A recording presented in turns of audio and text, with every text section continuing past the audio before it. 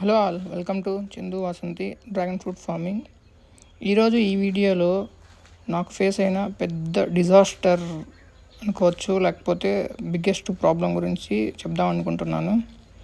అదేంటంటే, ఆల్రెడీ నాకు కొంతమంది ఎక్స్పీరియన్స్ క్యాండిడేట్స్ చెప్పింది ఏమంటే, నేను ఆర్గానిక్ ఫార్మింగ్ మాత్రమే చేస్తానని చెప్పినప్పుడు వాళ్ళు నాకు ఇచ్చిన సలహా ఏంటంటే, ఆర్గానిక్ ఫార్మింగ్ చేయడం అనేది చాలా మంచి ఆలోచన, కానీ నీకు వ్యవసాయంలో అనుభవం లేదు కాబట్టి తొలితో తక్కువ కెమికల్ యూస్ చేసి ఫార్మింగ్ చెయ్యి.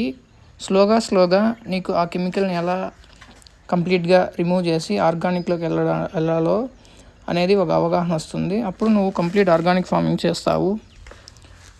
సో అలా అయితేనే నువ్వు ఆర్గానిక్ ఫార్మింగ్ని కంటిన్యూ చేయడానికి, లేకపోతే ఆర్గానిక్ ఫార్మింగ్ మీద నీ ఎఫర్ట్స్ అనేటివి కంప్లీట్గా పెడతావు. అలా కాకుండా స్టార్టింగ్లోనే నువ్వు ఆర్గానిక్ ఫార్మింగ్ మీద ఫోకస్ చేసావంటే నువ్వు ఫేస్ చేసే ప్రాబ్లమ్స్ వల్ల నువ్వు ఆర్గానిక్ ఫార్మింగ్ మానేస్తావు ఖచ్చితంగా అని చెప్పారు.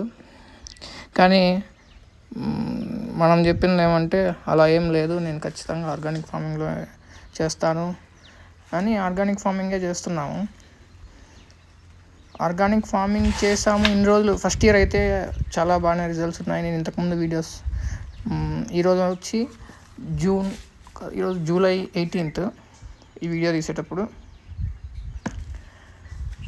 సో టిల్ టుడే, ఈ రోజు వరకు కూడా మనకి ఇంతకుముందు పెద్దగా ప్రాబ్లమ్స్ అనేది రాలేదు. కాబట్టి మనకు తెలియలేదు దీని గురించి, ఎందుకు వాళ్ళు చెప్తున్నారు అనే విషయం కూడా నేను పెద్దగా ఆలోచించలేదు.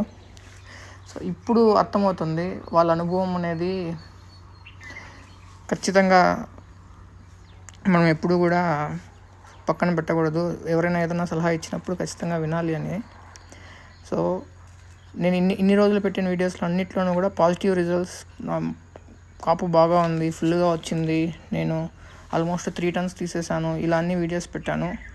బట్ ఈ వీడియోలో స్పెసిఫిక్గా నేను చెప్పదలుచుకున్నది ఏమంటే, పాస్ట్ 1 month నుంచి పడుతున్న వానలకి మధ్యలో కొన్ని మొక్కలకి వైరస్ వచ్చేసింది. సో ఆ వైరస్ని రిమూవ్ చేయడానికి నేను డిఫరెంట్ పాసిబుల్ వేస్ని సెర్చ్ చేస్తున్నాను. బట్ కానీ వైరస్ అనేది స్ప్రెడ్ అవ్వడానికి చాలా టైం ఏం తీసుకోదు. సో మనం సెర్చ్ చేసే లోపే వైరస్ అనేది పాకిపోతుంది అనేది నాకు ఇప్పుడు అర్థమైంది. సో ఆల్మోస్ట్ నాకు తెలిసినంత వరకు ఒక 500 kilos వరకు వైరస్ అనేది స్ప్రెడ్ అయిపోయింది already, 500 kilos of ఫ్రూట్కి.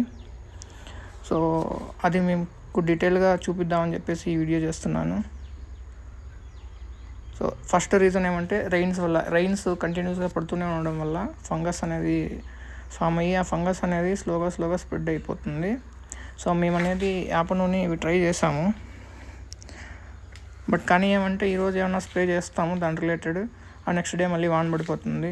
So organic వేలో మనం ఎంత స్ప్రే చేసినా అవి చాలా టైం అయితే ఉండదు, కంటిన్యూగా స్ప్రే చేస్తూనే ఉండాలి. అది మనం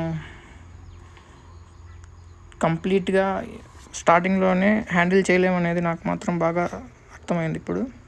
అసలు చూడండి, ఇది జస్ట్ వీడియో కోసం అనేది ఒక 4 trays అనేది కలెక్ట్ చేసి మరీ వీడియోలో పెడుతున్నాను. ఎలా ఉన్నాయో చూడండి, అసలు ఫుల్ వైరస్. ఇవన్నీ పడేసేయాలి.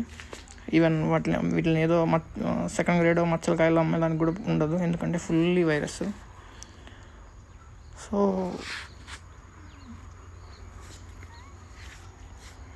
ఇది మా ఎక్స్పీరియన్స్ ఆర్గానిక్ ఫార్మింగ్ ట్రై చేయడం వల్ల. సో చాలా పెద్ద లాసే ఫేస్ చేస్తున్నాము. సో 500 kilos, అరౌండ్ 500 kilos అంటే కిలోకి 100 rupees యావరేజ్ వేసుకున్నా కూడా మీరే అర్థం చేసుకోవచ్చు, ఆల్మోస్ట్ 50,000 అనేది చిన్న లాస్ ఏం కాదు. సో మేబీ ఇలాంటి లాస్ వల్లే అనుకుంటా రైతులు ఏదో చేద్దాం అనుకున్నా కానీ చేయలేకపోతుంది.